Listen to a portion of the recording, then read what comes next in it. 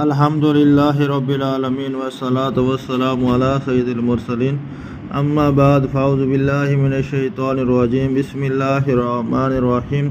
حضرت ابو طفیل سے روایت ہے کہ ایک اہل عقبہ میں سے اور ایک آدمی اور ایک حضرت حذیفہ کے درمیان عام لوگوں کی طرح جھگڑا ہوا۔